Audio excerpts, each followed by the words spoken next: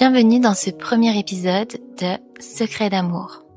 On se retrouve ici une fois par semaine pour parler d'amour, bien sûr, mais nous allons surtout explorer le mystère qui entoure les relations sentimentales. Pourquoi est-ce si difficile aujourd'hui de vivre de belles histoires? Je vous donnerai les clés nécessaires pour attirer, garder et faire grandir l'amour dont vous rêvez. Le vrai. Je m'appelle Harmonie, je suis Love Coach et ensemble nous allons travailler. Oui, travailler, parce que si vous avez lancé la lecture de ce podcast, c'est que vous désirez amorcer ce changement. Donc, allons-y maintenant. L'illusion des rencontres modernes. Aujourd'hui, les relations ressemblent à des miroirs brisés. On s'approche, mais on ne se touche pas vraiment. On échange des messages rapides, mais rarement des silences profonds. On montre, on offre nos corps, mais rarement nos âmes. Nous avons confondu la vitesse avec l'intensité. À l'heure où seule l'image compte, nous avons confondu l'apparence avec la vérité. Et dans cette confusion, le cœur se perd. Comment attirer la bonne personne quand nous avons oublié qui nous sommes pour devenir une illusion, un clone ou parfois l'ombre de nous-mêmes? Il y a un vide qui grandit entre les hommes et les femmes d'aujourd'hui. On se croise, on se désire, parfois on s'attire, mais on ne se rencontre plus vraiment. Tout semble superficiel, comme une danse où chacun joue un rôle qu'il ne comprend plus. Alors les gestes perdent tout leur sens, les regards deviennent vides, et les mots trop souvent ne sont que des promesses fragiles. Pourtant, au fond de nous, il y a ce besoin brûlant, ce désir secret, être aimé, être vu, être reconnu dans toute notre vérité. L'amour véritable ne se cache pas derrière des masques. Il n'a pas peur d'être sincère. Il n'a pas peur d'embrasser la vulnérabilité, ni d'assumer sa force. C'est cela, le vrai langage de l'amour. C'est cela, la sincérité que l'on cherche tous, en silence. J'aimerais vous inviter, le temps de cet épisode, à un voyage au cœur de la puissance masculine et féminine. Deux forces complémentaires, parfois opposées, parfois entremêlées, qui donnent rythme et profondeur à nos relations. Comme deux polarités, elles dansent ensemble, s'attirent, se repoussent et se réinventent sans cesse. Et si, au fond, comprendre cette danse, c'était déjà mieux comprendre l'amour d'aujourd'hui? Nous allons commencer par la femme. Elle est source, mystère, douceur. Elle inspire par sa lumière, elle apaise par sa tendresse. Mais trop souvent, elle s'endurcit. Elle croit devoir étouffer sa vulnérabilité pour survivre. Ensuite, l'homme, il est force, élan, direction. Il rassure par sa présence. Il guide par son ancrage. Mais trop souvent, il s'efface. Il doute de lui-même. Il renonce à sa puissance pour plaire et il s'égare. Alors, ils s'attirent, mais ne se reconnaissent plus. Ils s'aiment, mais ne s'alignent plus. Et pourtant, derrière ces armures, derrière toutes ces fuites, chaque femme rêve d'un homme qui ose être un homme, solide, protecteur, présent. Un homme qui n'a pas peur de sa force, mais qui l'offre comme un refuge. Et chaque homme désire une femme qui ose être une femme, douce, inspirante, rayonnante. Une femme qui n'a pas peur d'illuminer, qui n'a pas peur de recevoir, ni d'éveiller la puissance de son compagnon. Nous cherchons tous cet équilibre. Nous cherchons tous ce miroir dans lequel notre âme se reconnaît. Mais imagine un homme qui ose être un homme, profondément, ancré, fort, mais tendre aussi. Un homme qui protège sans étouffer, qui guide sans dominer. Imagine une femme qui ose être une femme, intensément, libre, sensible, mystérieuse. Une femme qui rayonne sans peur, qui accueille sans se perdre. Alors, l'amour retrouve sa vérité. Alors, les âmes se reconnaissent, enfin. Pourquoi est-ce si rare? Parce que la vérité fait peur. Aimer vraiment, c'est se mettre à nu. C'est prendre le risque de ne plus jouer un rôle.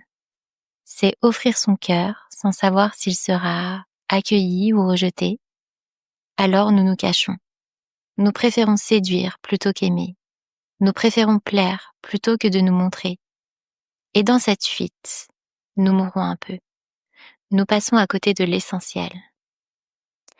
Maintenant que nous avons parlé du rôle du masculin et de la féminité dans nos relations, j'aimerais vous proposer quelque chose de plus concret. Parce que ces deux énergies ne sont pas seulement des concepts à comprendre, ce sont surtout des forces à ressentir et à incarner. Alors je vous invite, si vous le souhaitez, à prendre quelques instants pour explorer deux exercices simples qui vous aideront à vous reconnecter à votre part féminine et à votre part masculine. Deux pratiques douces, accessibles, que vous pouvez faire chez vous pour rééquilibrer ces énergies et mieux les intégrer dans votre quotidien. Commençons par la féminité. Et oui, honneur aux dames. Prenez un instant pour penser à une personne de votre entourage à qui vous souhaitez partager ce que vous ressentez en ce moment. Cela peut être de la gratitude, de l'affection, de la reconnaissance ou simplement un mot sincère qui vous tient à cœur de lui transmettre. Imaginez-vous en train de dire ces mots avec toute la sincérité et l'émotion qui vous habite. Ressentez la chaleur, la douceur et la connexion qui se crée dans cet instant. Bien sûr, quand vous serez prête, je vous invite à le faire dans la vraie vie.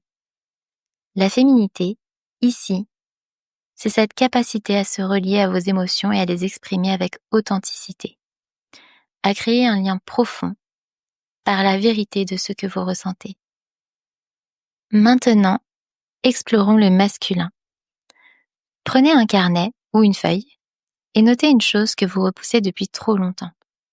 Une décision, un projet, un pas que vous n'osez pas faire. Écrivez-la simplement, sans jugement, puis transformez cette phrase en intention concrète. Quel petit pas pouvez-vous poser dès aujourd'hui pour avancer dans cette direction? Écrivez cette action et engagez-vous à la réaliser. Et quand vous serez prêt, faites-le, tout simplement. Le masculin, c'est cette énergie qui vous pousse à décider, clarifier et à agir. Enfin, prenez un moment pour sentir ces deux forces en vous. La féminité vous relie à vos émotions, vous ouvre au ressenti et à l'authenticité, tandis que le masculin vous apporte clarté, action et direction. Ici, ce n'est pas une question de choisir l'une ou l'autre, mais de les laisser se rencontrer, se compléter et s'équilibrer en vous. C'est dans cette danse, entre ouverture et force, émotion et action, que réside votre véritable puissance intérieure et votre capacité à vivre des relations plus profondes et harmonieuses. Peut-être que la clé est en nous. Retrouver notre rôle, assumer notre essence, oser être un homme, oser être une femme. Et peut-être qu'un jour, quand nous aurons retrouvé cette vérité, nous n'aurons plus besoin de chercher l'amour, parce qu'il sera là, tout simplement. Aujourd'hui, beaucoup croient que l'amour véritable a disparu. Dans un monde qui va trop vite, où tout semble instantané, certains pensent que se donner entièrement est impossible, ou en tout cas pas de la bonne manière. Pourtant, l'amour existe encore, comme dirait Céline. Il vit dans la chaleur d'un regard, dans la force d'une main qui se tend, dans l'intensité d'un moment partagé. Aimer vraiment, c'est offrir chaque souffle, chaque sourire, chaque geste avec tout son cœur. C'est se perdre dans l'autre, vibrer ensemble, laisser la passion et la tendresse se mêler et se transformer. Le vrai amour n'est pas facile. Il demande courage, vulnérabilité et engagement. Mais il est là, pour ceux qui osent se donner sans compter. L'amour inconditionnel existe. Il attend ceux qui choisissent de donner plutôt que de compter. Alors souviens-toi, l'amour véritable commence toujours par un premier pas vers la vérité. À toi de le faire. On pourrait dire que le masculin et le féminin sont deux langages différents. Et pour qu'ils puissent dialoguer, il faut un pont. La communication. Sans elle, pas de rencontre, pas de danse, seulement des malentendus. Ce sera donc le sujet abordé dans le second épisode de Secrets d'amour, la semaine prochaine. Comment communiquer pour transmettre et partager ce que l'on est vraiment, de la bonne manière. Durant les séances de coaching privé, j'utilise de nombreux outils comme la process communication, le langage corporel ou encore la communication émotionnelle. Alors si vous souhaitez aller plus loin et qu'on travaille ensemble sur votre situation personnelle, je vous invite à me rejoindre sur mon site et à remplir le formulaire que vous trouverez en barre d'informations. Prenez soin de vous, je vous embrasse et on se retrouve la semaine prochaine.